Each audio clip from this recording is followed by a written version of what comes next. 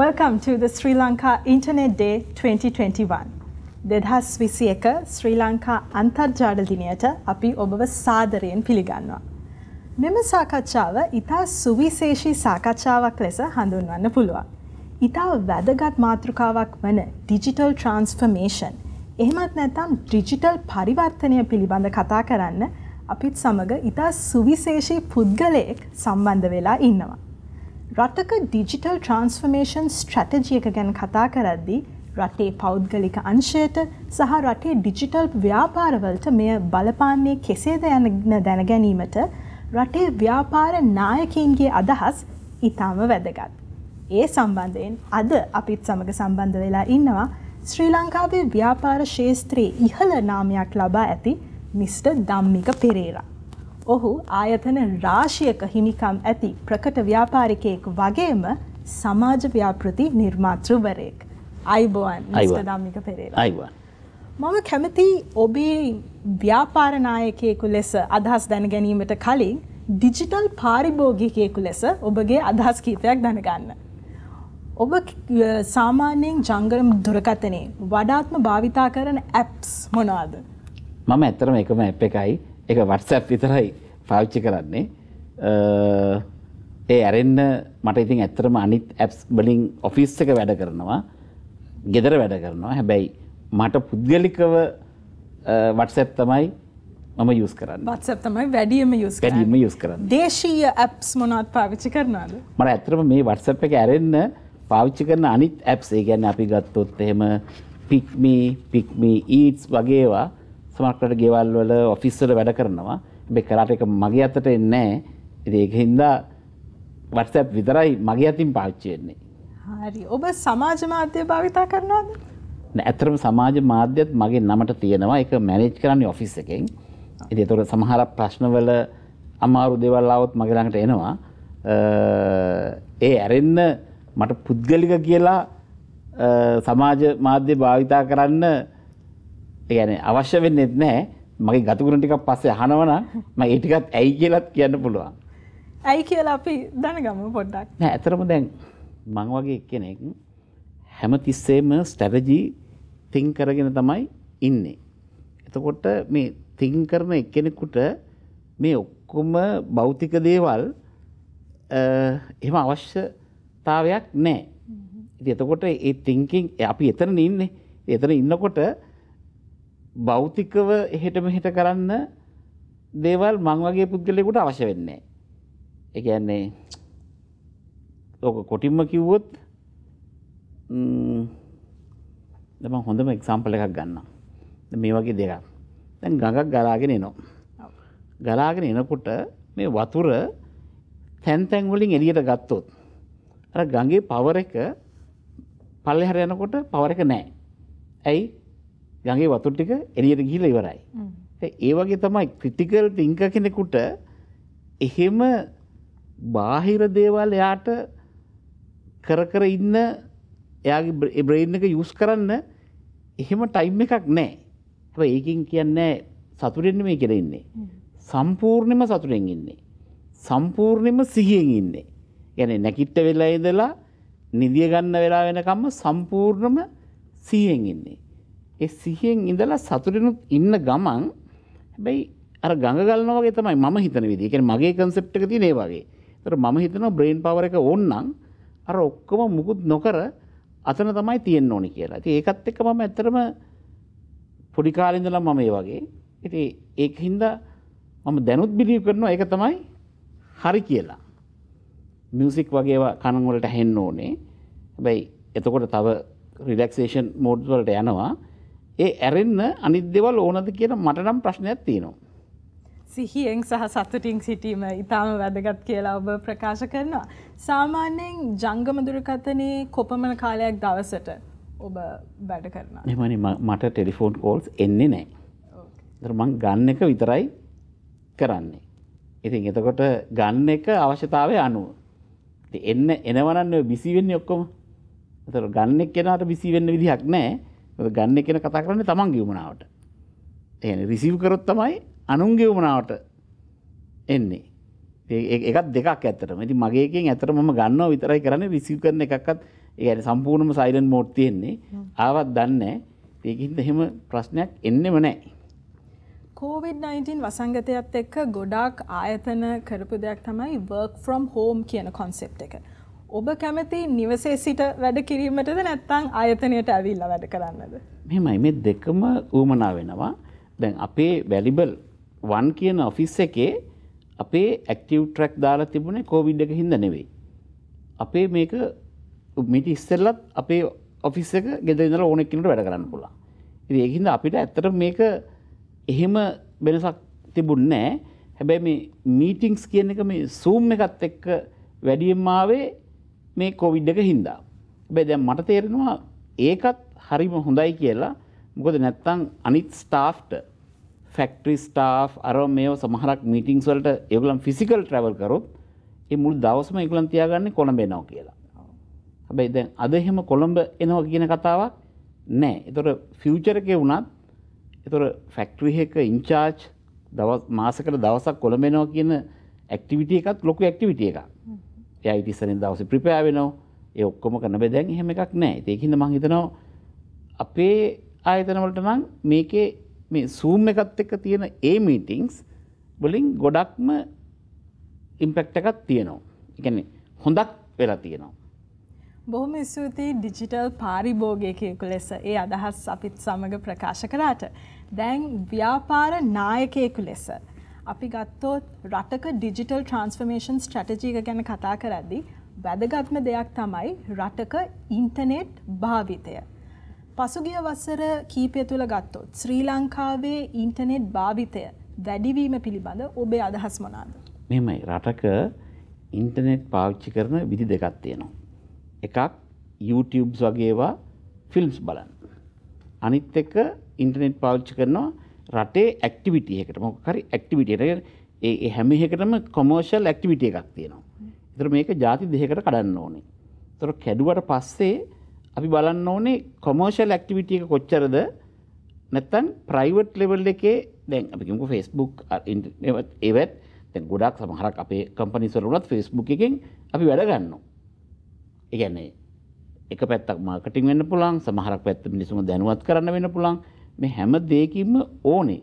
හැබැයි දැන් YouTube වල වගේ එක ෆිල්ම්ස් බලනවා නම් අපි මේකේ මොකද කැපැසිටි එකෙන් half යන්නේ ඒකට නම් ඒතර රටේ ඒකේ මොකක්ද ඉම්පැක්ට් එක කියන එක තියෙන්නේ ඒකෙන් අපි ගමු සමානෙ يعني වැඩ කරන්නේ නැත්තම් Tamanට එහෙම ක්‍රිටිකල් තින් කරන්න ඕනේ නැත්තම් හොබි එකකට ඒ ටික බලන්න ඕනේ. උතර තමයි ස්ට්‍රෙස් ලෙවල් අඩු වෙලා අසනීප වෙනවා අඩු වෙලා එහෙම දේවලුත් තියෙනවා. මේකතර හෙල්ත් ඉම්පැක්ට් එකක් තමයි මානසික ඉම්පැක්ට් එකක් තමයි අර කොටසෙන් එන්නේ. මේකත් රජයකට ඕනේ. මොකද නැත්තම් ඒකත් හෙල්ත් පැත්තට බලපාන්න පුළුවන්. හැබැයි ඉකොනොමි එකට ඩිරෙක්ට් වෙනවා අර විදිහට. ඒතර මේක හරියටම දෙකට බෙදා ගන්න වෙනවා. කොයි පැත්තට කෝකද වැඩි කියලා. මම ඇත්තටම ඒ සම්බන්ධව අද වෙනකම් මම එහෙම ඩේටා එකක් දැකලා නැහැ. මම කල්පනා කරන විදිහට.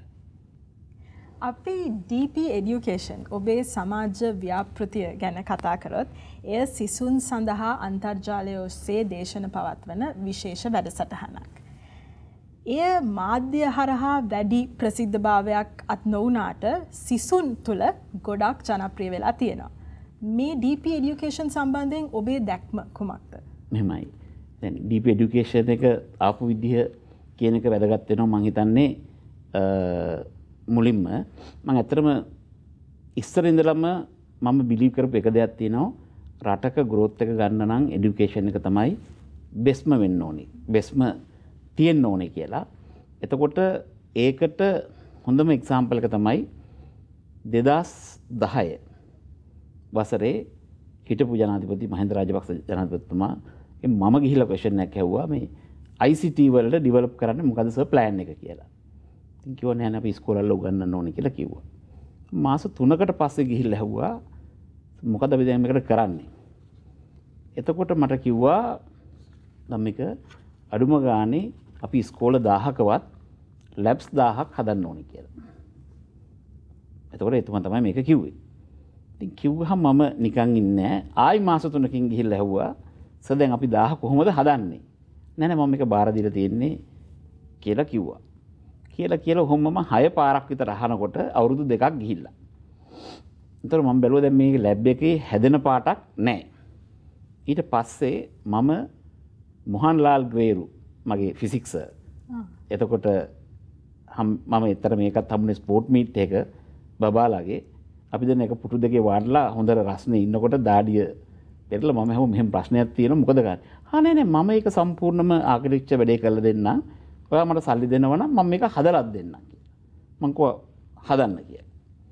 එතකොට තමයි පළවෙනි මහින්දෝදේ කියලා ලැබ් එක පළවෙනි එක මගේ ඩොනේෂන් එක ආණ්ඩුවට. එතකොට ඒකේ ආකිටෙක්චර් පාර්ට් එක මගේ සර් මොහන්ලාල් ග්‍රේර් තමයි කරේ.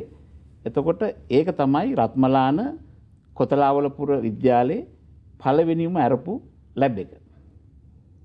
ඒ උත්සවයේදී තමයි කිව්වේ 1000 පැත්තකින් තියලා අපි 400ක් හදමු කියලා. ඒතකොට ඒ 400 හින්දා තමයි අදත් ඉස්කෝල 400ක මහින්දෝදේ කියලා ලැබ් 400ක් ආපු පළවෙනි එක. ඒ කියන්නේ මම 2010 ඉඳලම මේකට ඉන්ට්‍රස්ට්. ඊට පස්සේ මගේ බබා කියන්නේ ලොකු පුතා දුව වර්ල්ඩ් එකේ ගණන් වලට දෙවෙනියා වෙන O level වල. එදා මගේ වයිෆ් කතා කරලා කිව්වා මේක බබා විතරක් ඉගෙන ගන්න හරියන්නේ නැහැ. අපි ලංකාවේ ළමයින්ට මේක දෙන්න ඕනේ කියලා. ඒත් ඇත්තටම ඒකෙන් තමයි මේ DP education කියන්නේ ධම්මික and ප්‍රසිලා ෆවුන්ඩේෂන් එකෙන් අරලා තියෙන හින්දා තමයි DP education කියන්නේ. ඉතින් ඒකෙන් තමයි අපි මේ ගණිතයේ පැත්තට සම්පූර්ණම ફોකස් කරලා කරේ. ඉතින් එදා ඉඳලා අපි අද වෙනකොට ගණිතය, විද්‍යාව, ඉංග්‍රීසි DP education එකෙන් කරනවා. ලංකාවේ වැඩියෙන්ම බලන ඔන්ලයින් YouTube channel එක තමයි DP education එක. දවසකට ලක්ෂයක් බලනවා. එතකොට මම ඇත්තටම මේක ලොන්ච් කරන්න තිබුණේ මේ අවුරුද්දේ ජනවාරි මාසේ. හැබැයි කොවිඩ් එක එනකොට අපිට 125ක විතර කන්ටෙන්ට් තිබුණා. අපි හදාගෙන එනවා. ඒතර මම බැලුවා මේ 25ත් අපි තියාගෙන වැඩක් නැහැ. අපි මේ 25 දාමු කියලා එළියට දැම්මා. එතකොට අර ටීචර්ස්ලා අරගොල්ලෝ මේගොල්ලෝ ඔක්කොම හිටපු අයට හොලිඩේ ආරම මේව හම්බුණානේ කියන්නේ කොවිඩ් එකත් එක්ක. ඒකිට මේක ෆාස්ට් ට්‍රැක් කරලා අපි මේක ගෙනාවා මේ අද ඉන්න තැනට. හැබැයි මේ ලක්ෂයක් තමයි තාම බලන්නේ. හැබැයි ඒ ඩිජිටල් එක අපි බලනකොට දැන් බැලුවා 3 පන්ති ඉඳලා තමයි එන්නේ. එතකොට අවුරුදු 2 ඉඳලා අවුරුදු 7, ඒ කියන්නේ පළවෙනි පන්ති දෙවෙනි පන්තියත් අයත් වෙන ඒවට ළමයින්ට මොකද කරන්න කියලා. ඊට අපි ඇමරිකන් කම්පැනියක් එක්ක කතා කරනකොට ඒගොල්ලෝ කිව්වා ගණිතය හැමෝටම උගන්වන්න ඕන නම් සංගීතය පොඩි කාලේ උගන්වන්න ඕනි කියලා. මොකද නැත්තම් සංගීතයත් එක්ක ඉගෙනුවේ නැත්තම් හැමෝටම ගණන් බැරි වෙනවා. කොටසකට තමයි පුළුවන් ඉන්නේ. හැබැයි ගණන් පුළුවන් වෙනවා සංගීතයත් එක්ක ඉගෙනුවොත් කියලා.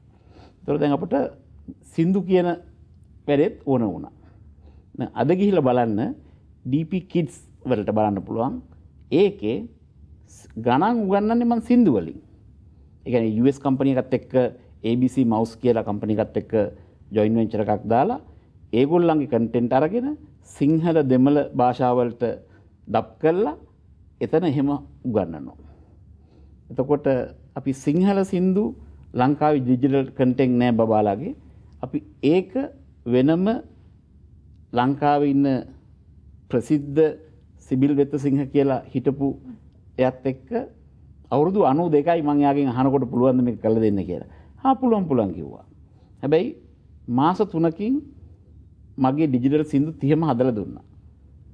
ඒකේ ඩ්‍රොයින්ග්ස් ඩිජිටල් බුක් එකේ ඩ්‍රොයින්ග්ස් 3ක් කරලා තමයි එදා රාත්‍රියේ තමයි නැති වුනේ. හැබැයි මට වයස ප්‍රශ්නයක් නෙවෙයි නොලෙජ් එක තියෙනවා නම්. ඒ කියන්නේ ඒකෙන් හොඳට පේනවා අවුරුදු 92 එක්කෙනෙකුට තමයි මම කතා කරලා කියන්නේ මට මේක කරලා දෙන්න කියලා. ඉතින් ඒ වගේ එතනින් තමයි මේ DP Kids කියන එක ආවේ. ඒතර dp.lk එකට ගියොත් එහෙම ඒකෙන් බලා ගන්න පුළුවන් DP Kids. ඊට පස්සේ කල්පනා කරා දැන් A level කරලා ඉන්න ළමයින්ට යුනිවර්සිටිස් වලට මොකද කරන්න කියලා. ඊට පස්සේ තමයි ආවේ dpuni.org ගියොත් බලා ගන්න පුළුවන්. ඒකේ වර්ල්ඩ් එකේ තියෙන ෆ්‍රී කෝසස් 8000ක් තියෙනවා වෙබ්සයිට් එක ඇතුලේ. ඒ කියන්නේ ඕන කෙනෙකුට අද ගියොත් dpuni.org එකට කෝසස් 8000ක් බලන්න පුළුවන්. 8000ක් කෝස් කරන්න පුළුවන් ෆ්‍රී. තමන්ගේ ක්‍රෙඩිට් කාඩ් එකවත් දාන්න නැතුව 8,000ක් කරන්න පුළුවන්. ඉතින් එතකොට අපි මේ විදිහට තමයි අවුරුදු 2 ඉඳලා අන්තිම රස්සාවක් කරනකම්ම උගන්වන්න ප්ලෑන් කරලා තියෙන්නේ. හැබැයි දැන් මේ වෙනකොට අපි මොරටු විශ්වවිද්‍යාලයත් එක්ක කතා කරනවා. ඒගොල්ලන්ගේ තියෙන කෝස් ෆ්‍රී උගන්වන්න එක අවුරුද්දකට 10,000කට. ඒ කියන්නේ 10,000ක් ඉගෙන ගන්න පුළුවන් වෙන්න. මොකද මේ කෝස් එකට දැන් තියෙන්නේ ළමයි 200යි. මම 210,000ක් කරන්න තමයි මේ දවස්වල අපි මීටින්ග්ස් තියන්නේ. ඒතර ඒක මම මුලින්ම පටන් ගන්නවා. ඊට පස්සේ ICT වලට grade 12, grade 10 අපිම රස්සාවක් කරන්න පුළුවන් වෙන සිලබස් එකක් හදනවා. දැන් අපි ඒකත් ඇතරම කරමින් තමයි ඉන්නේ. ඒතර මේක තමයි මගේ ඩිජිටල් ස්ට්‍රැටජි එක এডুকেෂන් එකට. ඇතරම DP ෆවුන්ඩේෂන් එකට අපිට ස්ට්‍රැටජිස් දෙකක් තියෙනවා. එකක් এডুকেෂන් අනිත් එක හෙල්ත් කෙයාර්. එතකොට අපි හෙල්ත් කෙයාර් පැත්ත ගත්තොත් එහෙම DP এডুকেෂන් එක වගේම අපිට හෙල්ත් කෙයාර් වලට හෙල්ත් කෙයාර් කරන්න අපි හෙල්ත් කෙයාර් ඩිජිටල් හබ් එකක් හදන්න ප්ලෑන් කරලා තියෙනවා. ඒක මේ এডুকেෂන් එක තමයි ප්‍රයොරිටයිස් කරලා තියෙන්නේ. ඒකින්ද ඒක ඉන්න 3 years විතරයි. ඒතර ඒකේ අපි කරන්නේ ඒ කියන්නේ මෙඩිකල් chat bot එකක්. එතකොට ඕනම අසනීප වෙච්ච ලංකාවේ කෙනෙකුට කෝල් කරන්න පුළුවන් chat bot එකට. එතකොට එයාට කිව්වහම ලෙඩේ එයා කියනවා ඊළඟ ස්ටෙප් එක මොකක්ද කියලා. ඉතින් අපි ඒවත් ටෙස්ට් කරලා තියෙන්නේ. ඒක තමයි ඒකේ ස්ටෙප් 1 එක. එතකොට ලංකාවේ ඕනෙක් කෙනෙකුට එතනට යන්න පුළුවන්. ඒකෙම දෙවෙනි එක තමයි තමන්ගේ blood reports scans ඔක්කොම තියන්න පුළුවන් ඉන්න 10 years store කරන්න පුළුවන් storage එකක් හදන එක. ඒතකොට ඒක තමයි අපේ health care පැත්තේ digital strategy එක. ඒතකොට මේ දෙක තමයි අපේ මම charity එකක් හැටියට DP Foundation එකෙන් ෆන්ඩ් කරලා සම්පූර්ණයෙන්ම total ෆන්ඩ් කරලා මේක සම්පූර්ණයෙන්ම රන් කරන්නේ education and health care. ශ්‍රී ලංකාවේ ඩිජිටල් ට්‍රාන්ස්ෆර්මේෂන් ස්ට්‍රැටජි එකට සෞඛ්‍ය සහ අධ්‍යාපනය අතින් ඔබට විශාල දැක්මක් තියෙනවා කියලා පේනවා. ඒ වගේම DP එඩියුකේෂන් වැනි සිමිල වැඩසටහන් රජය විසින් ගුරු ගෙදර වැනි වැඩසටහන් ක්‍රියාත්මක කරගෙන යනවා. විශේෂයෙන් ග්‍රාමීය ප්‍රදේශවල සිටින මහජනයාට අන්තර්ජාල පහසුකම් නැතිකොට විශාල අන්තර්ජාල ගාස්තු පරිගණක මිලදී ගැනීමේ ගාස්තු ඒ වගේම කනෙක්ටිවිටි ඉෂුස් සම්බන්ධතා ගැටලු තියෙන ග්‍රාමීය ජනතාවට මේක විසඳුමක් වන්නේ කෙසේද? නෝ දැන් ඒකට තමයි අපි ඩිජිටල් ක්ලාස්රූම් 1500ක් ඉස්කෝල 1500ක ගිහිල්ලා හයි කරනවා. එතකොට ඒ 1500 අපි ඒක වෙනම කරනවා. ඊට පස්සේ අපි මේ වෙනකොටත් ටීචර්ස්ලාට ට්‍රේන් කරන්න අපේ එකට එන්න පුළුවන් වෙන්න අපි කතා කරලා දැනුවත් කරනවා. ඒතකොට මුළු ලංකාවටම මේ ගණිතයයි මේ ඉංග්‍රීසි විද්‍යාවයි උගන්වන්න ටීචර්ස්ලාට ඉගෙනුවොත් මේක. ඒතකොට ටීචර් ගිහිල්ලා ඒ ක්ලාස් රූම් එකට උගන්වනවා. ඉතින් අපි හිතනවා මේක අපිට A level එකට එන්න පුළුවන්. දැන් අපි මේක පටන් ගන්නකොට O level වල max 33ක් fail. ඒතකොට මට මේ නම්බරේ ඕනා. දැන් මම මේ රිසර්ච් වෙනකන් ඉවසිල්ලක් වෙන්නේ නැතුව ඉන්නේ. මේක අඩුම ගානේ 30කටවත් බැහැරද කියලා බලන්න. ඒ කියන්නේ ෆේල් වෙන සංඛ්‍යාව අර 33 කියන නම්බර එක 3ක්. ඒ කියන්නේ 3ක් කියලා කියන්නේ 33න් 10%ක්. ඉතින් මම හිතනවා ඒ වගේ නම්බර එකක් ඉම්ප්‍රූව්මන්ට් එකක් තියෙන්න ඕනේ මේ එකේ සම්පූර්ණ කන්ටෙක්ට් නැතුව. මම හිතනවා 2021 O level කරායින් පස්සේ ළමයි 25ක් විතර තමයි ෆේල් වෙන්නේ කියලා. බොහොම ස්තුතියි ඒ අදහස් අපිත් සමග බෙදාගත්තට. අපි වසංගතය ගැන පොඩ්ඩක් කතා කරද්දී වසංගතය අප වැඩ කරන ආකාරය එහෙමත් නැත්නම් විවේකීව කාලය ගත කරන ආකාරය ඒ සියලු දේ ගොඩක් වෙනස් කරලා තියෙනවා. ෆයිනෑන්ෂල් ඉන්ස්ටිටියුෂන්ස් වල එහෙමත් නැත්නම් මූල්‍ය ආයතනවල ප්‍රධානියෙක් ලෙස ඔබ දකින හැටියට මූල්‍ය ආයතන ගොඩාක් මේ වසංගතය දවස්වල ඩිජිටල් ප්‍රැක්ටිසස් ගොඩක් අඩොප්ට් කරලා තියෙනවා.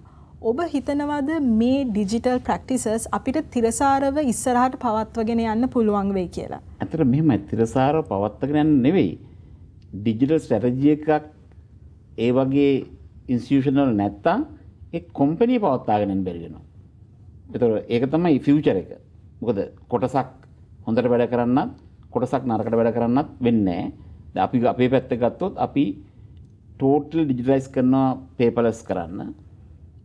ටෝටල් ඩිජිටලයිස් කරනවා ලෙන්ඩිං වල and ඊට අමතරව මම දැන් ආටිෆිෂියල් ඉන්ටෙලිජන්ස් ප්‍රොජෙක්ට් එකක් මේ වෙනකොට රන් කරනවා ක්‍රිබ් එකේ ණය ඒ කියන්නේ ක්‍රිබ් රිපෝට් එකේ ණය ගෙවන්න නැතුව ඉන්න මිනිස්සු ඉන්නවනේ. ඒගොල්ලන්ගෙන් හොඳ අය කවුද කියලා අයිඩෙන්ටිෆයි කරන්න AI දාලා. ඒක තමයි මගේ ලේටස්ට්ම ප්‍රොජෙක්ට් එක. මගේ අතේ තියෙන. ඒ කියන්නේ ඒ හැමෝම කියනනේ හොඳ නැහැ කියලා. ක්‍රිබ් එකේ ඉන්නවා නම් හොඳ නැහැ. මං කියන කොටසක් හොඳයි. මං ඒ කොටස AI දාලා අයිඩෙන්ටිෆයි කරන්න හදන්නේ. ඒකලත් ඒගොල්ලන්ටත් ලෙන් කරන්න තමයි අපේ බලාපොරොත්තු. ක්‍රිබ් එකේ හොඳ කොටස අයිඩෙන්ටිෆයි කරගන්නේ කොහොමද කියලා අපි බලාපොරොත්තුෙන් ඉමු. ඒ වැඩසටහන කොහොමද ඉදිරියට එන්නේ කියලා.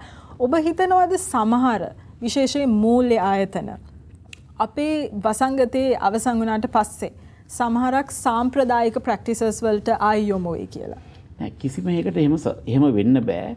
එකක් විතරක් තිබුණොත් ඒකේ ඉන්න ප්‍රධානියට පුළුවන් මේක වෙනස් කරන්න. හැබැයි මේක ගොඩක් තියෙනවනේ. ඒතර ගොඩක් තියෙනකොට කොටසක් අරකේ ඉන්නයි කොටසක් මේකට ඉන්නයි ඒ දෙකම කරන්න බෑ. දැන් සමහරක් ඉන්ස්ටිටියුෂන් එකක් විතරක් තිබුණොත් මම මේ කතාව පිළිගන්නවා. ඒක උඩ ඉන්න චේර්මන්ගේ හරි මැනේජින් ඩිරෙක්ටර්ගේ හරි විෂන් එකට යාට ඕන නම් මාරු කරන්න පුළුවන්. හැබැයි රටක් වුණාම මේ වගේ ඉන්ස්ටිටියුෂන් ගොඩක් තියෙනවා. ඒතර ගොඩක් තියෙනකොට අනිත් අය එක විදිහක් බිහේව් කරනකොට තව කට්ටියකට ඒ වගේ ඒවා අතාරින්න බැරි තත්ත්වයක් උදා වෙනවා. ඒක තමයි නෝමල් පැටර්න් එක. සංචාරක ක්ෂේත්‍ර ගැන කතා කරොත් එහෙමත් නැත්නම් ටුවරිසම් ඇන්ඩ් හොස්පිටැලිටි සෙක්ටර් එක ගොඩක් ෆිසිකල් එන්ගේජ්මන්ට් එහෙමත් නැත්නම් මුහුණට මුහුණ ක්‍රියාකාරකම් වල පදනම් වෙච්ච ක්ෂේත්‍රයක්. කොවිඩ් වසංගතයත් එක්ක මේ ක්ෂේත්‍රය ගොඩක් අඩාල වෙනකොට මුහුණට මුහුණ ක්‍රියාකාරකම් අඩු වෙනකොට එම අංශයේ ප්‍රධානියෙක් හැටියට ඔබ කොහොමද ඩිජිටල් ප්‍රැක්ටිසස් එම සෙක්ටර් එකට ආයෝජනය කරේ? මෙමය ඒකේ ඩිජිටල් විදිහට චෙක් ඉන් කරන්න මෙනු එකක් දෙන්න ඒ ගෙස් කොහෙද ඉන්නේ කියලා බලන්න ඒ වගේ පොඩි පොඩි දේවල් කරලා සර්විස් ඉම්ප්‍රූව්මන්ට් එකක් ගන්න පුළුවන්. ඒ කියන්නේ අපි ඩිජිටලි එයාපෝට් එකෙන් බැස්සාම දැන් අපි දන්නවා GPS අපේ ළඟ තියෙනවා නම් කස්ටමර් දැන් මෙතන ඉන්නේ එනකොට ඩෝ එක ළඟට යනවා නම කියලා කතා කරන්න පුළුවන්. එයා කොහොමද එයාගේ රට ගැන අහන්න පුළුවන්. මොකද මේ ඔක්කොම අපේ ළඟ data තියෙන හින්දා. එයාට ඩිජිටලි චෙක් ඉන් වෙන්න දෙන්න පුළුවන්. ඒතර එයාට ඇත්තටම අර නෑදෑයෙක් සලකන විදිහට අපිට සලකන්න පුළුවන්. මොකද එයාව අපි දැනගෙන ඉන්නේ. එන විදිය දන්නවා, එන එක පේනවා. මේ ඔක්කොම කරන්න පුළුවන්. ඉතින් ඒ වගේ සර්විස් ලෙවල් එක ඉම්ප්‍රූව් කරන්න පුළුවන්. ඉතින් ෆයිනලි ටුවරිසම් කියලා කියන්නේ මේ හැම එකම කියන්නේ මොකද්ද මේ ටුවරිසම් කියලා කියන්නේ? ඇයි මිනිස්සු ට්‍රැවල් කරන්නේ? මිනිස්සුන්ට ගෙදර හිටියාම දුක එනවා සැපක් තියෙනවා. හැබැයි ට්‍රැවල් කරනකොට අර දුක කියන කෑල්ල අඩුවට එන්නේ. හරි? ඒකේ හැබැයි ওই මැද්දේ දුකයි සැපයි දෙකක් නැතුව මුහුද වෙරළට ගිහිල්ලා මුහුද දිහා බලන් ඉන්නකොට දුක එන්නේත් නැහැ සැප එන්නේත් නැහැ. ඒතර ওই දෙකම නැතුව උපේක්ෂා කියන ලෙවල් එකට තමයි එන්නේ. ඒ වගේම කන්දක් උඩට ගිහිල්ලා දුර බලන් ඉන්නකොටත් මේ දුකයි සැපයි දෙකම නැහැ. එතකොට කන්දක් උඩට යන්න අහස බලාගෙන ඉන්න මේ ඔක්කොම ටුවරිසම් එකේදී ඒ අදාළ පුද්ගලයාට වෙනවා. ඒ අමතරව අර දුක කියන කොටස අඩු වෙනවා. ඉතින් මේක හරියටම ගත්තොත් මම නම්බරින්ම කිව්වොත් දුක ಜಾති 36ක් තියෙනවා. සැප ಜಾති 36ක් තියෙනවා. උපේක්ෂාවන් 36ක් තියෙනවා. ඒතර ගෙදරක ඉන්නකොට අර 36යි මේ 36 දෙකම නිකන් එක වගේ. දුකක් තියෙනවා සැපක් තියෙනවා. හැබැයි කොහෙද ට්‍රැවල් කරනකොට අර දුක කියන 36 ගොඩාක් අඩු වෙනවා. ඒක තමයි මේ ටුවරිස්ට්ලා ට්‍රැවල් එකේ ට්‍රැවල් කරන්නේ 85 ට්‍රිලියන් වලින් 8.5 ට්‍රිලියන් ටුවරිසම් වර්ල්ඩ් එකේ. ඒ කියන්නේ total GDP වර්ල්ඩ් එකෙන් 10% ටුවරිසම්. ඒතර ඕනම රටක 10% එකක් ටුවරිසම් වලින් හදන්න පුළුවන්. මේක තමයි අන්තිම නම්බර එක. රටේ ඩිජිටල් ට්‍රාන්ස්ෆර්මේෂන් ස්ට්‍රැටජි එකට හොස්පිටැලිටි ඇන්ඩ් ටුවරිසම් සෙක්ටර් එක නංවන්න මොනවද ඉන්ක්ලූඩ් කරන්න පුළුවන්? දැන් මම අර කිව්ව දේ තමයි වෙන්නේ. ඒතර ඒකේ තවත් දුරට අර ස්ට්‍රෙස් ලෙවල් එක නෑදෑයෙක් හොඳට බලා ගන්නවා වගේ බලා ගන්න පුළුවන් කිව්වේ. ඒතර ඒක. ඒතර ඩිජිටල් මාකටිං පැත්තෙන් මාකට් කරන්න පුළුවන්. ඒතර අපි කියමුකෝ ෆිසිකල් නැතුව මේක මාකට් කරනකොට කොස්ට් එක අඩුයි. ඒතර $1 හරි රූම් charge එකෙන් අඩු වෙනවා අර කොස්ට් එකේ හින්දා. ඒතර ඒ වගේ දේවල් තියෙන්න පුළුවන්. අනිත් එක තමයි දැන් අපි කියමුකෝ සීග්‍රිය ගලට නගින්න බෑ. මේ ඩිජිටලි එතනට ගිහිල්ලා බලන්න පුළුවන් මොනවද තියෙන්නේ කියලා ෆෝන් එක තිබ්බහම. ඉතින් මේ වගේ දේවල් يعني යාර කන්දත් පේනවා. හැබැයි කන්දේ උඩට යන්න බෑ නගින්න බෑ. මෙන්න ඒ ටිකත් එතනට ගිහිල්ලා බලනවා. ඒතර ඒ ෆීලින් එකයි ෆිල්ම් එකකින් බලන එකයි මේක දෙකක්. ඒතර ඒ වගේ ෆීල් කරන්නත් පුළුවන්. අපේ සාකච්ඡාව ස්ටාර්ට්අප්ස් පැත්තට පොඩ්ඩක් යොමු කරොත් ඔබ රටේ තාක්ෂණික ස්ටාර්ට්අප්ස් වල ආයෝජනය කරලා තියෙනවද? මෙහෙම ඉතින් මගේ තාක්ෂණික ස්ටාර්ට්අප් තමයි මේවා. මේ এডুকেෂන් ඒවා හැබැයි මම ඒවා බලන්නේ පොත කොස්ට් එක අපි කාගෙන්වත් charge කරන්නේ නැති හින්දා මට කරන්න afford කරන්න පුළුවන් විදිහට තමයි මම ඒ ටික කරන්නේ. ඒතර එහෙම තමයි මගේ ස්ටාර්ට්අප් ඇවිල්ලා තියෙන්නේ. ඊට අමතරව දැන් සිංග වගේ තැනක් ගත්තොත් සිංග ඔන්ලයින් ලංකාවේ දැන් නම්බර් 3 ඒ කියන්නේ ඔන්ලයින් ෆීල්ඩ් එකේ ඒකත් අපි ස්ටාර්ට්අප් එකක් හැදලා තමයි පටන් ගත්තේ. ඊට අමතරව මෙහෙම දෙයක් තියෙනවා. මම ලෝකේ තියෙන ඔක්කොම ස්ටාර්ට්අප් කම්පනීස් ටික දන්නවා. ඒකේ টপ 50 දන්නවා. ඒතර අපි ඉන්ඩිවිජුවල් රටවල් වලට ගිහිල්ලා ඒ ස්ටාර්ට්අප්ස් ටික ස්ටඩි කරලා තියෙනවා. එතකොට මගේ ලෙවල් එකට කරන්න පුළුවන් ස්ටාර්ට්අප්ස් ඒ වගේ අයිඩියා එකක්වත් ගන්න පුළුවන් තත්ත්වයක නැහැ. හැබැයි ළමයෙකුට පොඩි ළමයෙකුට CEO කෙනෙක් හැටියට එයාට බහැලා එයාගේ ලෙවල් එකේ මේක අරගෙන next 15 years වල ගොඩ යන්න පුළුවන් දේවල් ගොඩාක් තියෙනවා ඒක ඇතුලේ. ඒතර හැමෝටම ගිහිල්ලා ඉන්ඩිවිජුවල් කන්ට්‍රි එකට ගිහිල්ලා টপ ස්ටාර්ට්අප්ස් ටික බැලුවා නම් එතකොට ඒ ළමයින්ට පුළුවන් ඒවැම් අයිඩියා එකක් ගන්න කොහොමද මේ ස්ටාර්ට්අප් කියන ඒවා වර්ල්ඩ් එකේ ක්‍රියේට් වෙන්නේ. ඒ කියන්නේ ස්ටාර්ට්අප් එකක් කියලා කියන්නේ රටේ තියෙන ප්‍රශ්නකට විසඳුමක්. ඔව්. ඕකනේ සිම්පල්. ඔව්. ඒතකොට අපිට ඕනේ ලොකු වොලියුම් තියෙන ලොකු ප්‍රශ්න. ස්ටාර්ට්අප් කම්පනීස් කරන්නේ සාමාන්‍යයෙන් ඇවරේජ් ප්‍රශ්නයක් අරගෙන ඒකට උත්තර දෙනවා. ඒතර මේකනේ බිස්නස් මොඩල් එක. ඒතර ස්ටාර්ට්අප් කියන්නේ ඒක. ඉතින් අපි මම ලෝකෙම තියෙන ප්‍රශ්න බලලා තියෙනවා. බැලුවාම අපිට කරන්න පුළුවන් ලෙවල් එකේ. කියන්නේ ටිකක් ලොකු ප්‍රශ්නයකට උත්තර දෙන්න. මොකද මෙතන 21 මිලියන් ඉන්නේ. එතකොට ඒ 21 මිලියන් එකත් එක්ක මේක කරන්න මොනවාද කියන එක අපිට අද වෙනකන් තාම එහෙම ලොකුවට ඇවිල්ලා නැහැ. හැබැයි පොඩි ළමයින්ට නම් ඕන තරම් ඔපචුනිටිස් තියෙනවා ස්ටාර්ට්අප් කරන්න. ඔබ ඉදිරියේ දේශීය හෝ ඉන්ටර්නැෂනල් ස්ටාර්ට්අප්ස් වල ආයෝජනය කරන්න බලාපොරොත්තුෙන් ඉන්නවද? මගේ සයිස් එකක් තියෙනවානේ. ඒතර අපිට මේ ලෙවල් එකට ආවොත් අපි ඕනම ප්‍රොපෝසල් එකක් පාර ගන්නවා. ඒක කරනවා. හැබැයි ඒ ලෙවල් එක ගන්න වර්ල්ඩ් එකේ වුණත් අපි දැකපු දේවල් වලින් ගොඩක් හරි අඩුයි. ඒක තමයි අපි බලනවා මොනවද කරන්න පුළුවන් කියලා. කියන්නේ ජොයින්ට් වෙන්චර්ස් හරි දාලා ස්ටාර්ට්අප්ස් අපි ගේන්න කියලා බැලුවට මේකේ තියෙන වොලියුම් එකත් එක්ක ඒව ටිකක් අඩුවෙන් තමයි තියෙන්නේ. සාමාන්‍යයෙන් ව්‍යාපාර ශේස්ත්‍රයක් දියුණුවන්න රජයකින් හිතකර ප්‍රතිපත්ති ගොඩක් අවශ්‍යයි.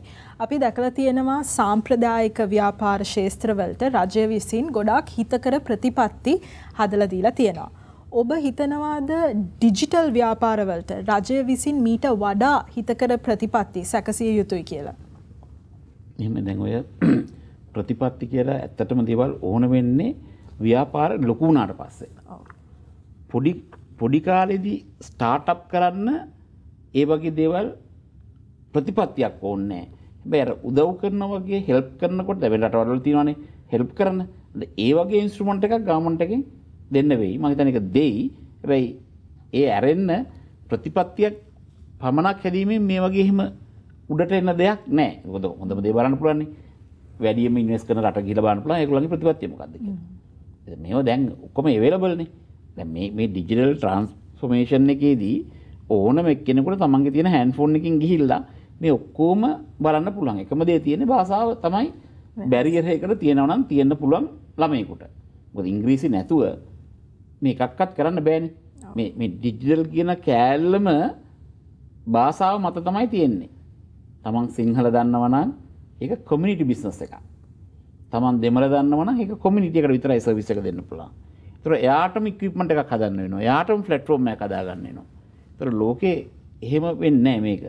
දැන් එක කේබල් එකකින් මේ ඔක්කොම දේවල් සිද්ධ වෙනකොට අන්තිමට ඉංග්‍රීසි භාෂාව තමයි චීන වගේ රටකට තමන්ගේ රටට 1.4 බිලියන් වගේ ඉන්නකොට ඒ භාෂාව කරන්න පුළුවන්. හැබැයි ඉන්දියාව වගේ රටකටත් ඒක අරක කරගන්න බැරි වුණා. මොකද ඒගොල්ලන්ගෙත් භාෂා ගොඩක් තියෙන හින්දා ඉතින් අන්තිමට කොමන් ප්ලැට්ෆෝම් එකකට එන්න වෙනවා. ඉතින් ඒකින්ද ඉංග්‍රීසි ඉගෙන ගන්න ඕන නම් ඒත් DP এডুকেෂන් එකේ ගිහිල්ලා සම්පූර්ණම grade 6 ඉඳලා 11 වෙනකන් එතනත් DP এডুকেෂන් ඉංග්‍රීසි ඇකඩමි කියලා තියෙනවා. ඒකේ ගියාමත් ඒකත් කරගන්න පුළුවන්. අපි මේ ඔක්කොම හදලා දීලා තියෙනවා. මොකද අපි ප්‍රශ්න දකින්නවනේ. සමහරක් ළමයි කමෙන්ට්ස් කරලා කියනවා අපිට ඉංග්‍රීසි බෑ මේ ටික සිංහලෙන් දාන්න පුළුවන්. ඒතර අපිට ඒක කර කර ඉන්න තත්ත්වයක් නැහැ. ඒතර අපි මොනවද කරන්න පුළුවන් ඒ ළමයට අරින්නේ? ඔයා ඉංග්‍රීසි ඉගෙන ගන්න ඉස්සෙල්ලා කියන මෙන්න වෙබ්සයිට් එක කියලා හරියට YouTube channel එක හරි කියලා කියන එක තමයි අපිට කරන්න පුළුවන්. ඩිජිටල් ව්‍යාපාර වලට ප්‍රතිපත්ති සැකසීමේදී ඔබ කැමතිද ඒවට ඉන්පුට් දෙන්න, ඉන්වෝල්ව් වෙන්න ඩිජිටල් ප්‍රතිපත්ති සකසන විට? මෙහෙමනේ. දැන් මම ස්මාර්ට් ශ්‍රී ලංකා ගැන මගේ ඩිජිටල් කන්සෙප්ට් එකේ 2030 වෙනකොට මොනවද තියෙන්න ඕනේ කියන එකට මම මේ මිනිස්ට්‍රි ඔෆ් ICT කියලා වෙනම මිනිස්ට්‍රි එක කරන්න ඕන එක සම්පූර්ණම ලියලා තියෙන්නේ. ඒ මගේ හිතේ තියෙන හැම දෙයක්ම මම ලියලා පොතක් හැටියට එළියට තියලා තියෙනවා. ඒතර ඒකෙත් ඕගලන්ට ඕන නම් දැන් ඔඩියෝ බුක් එක තියෙනවා.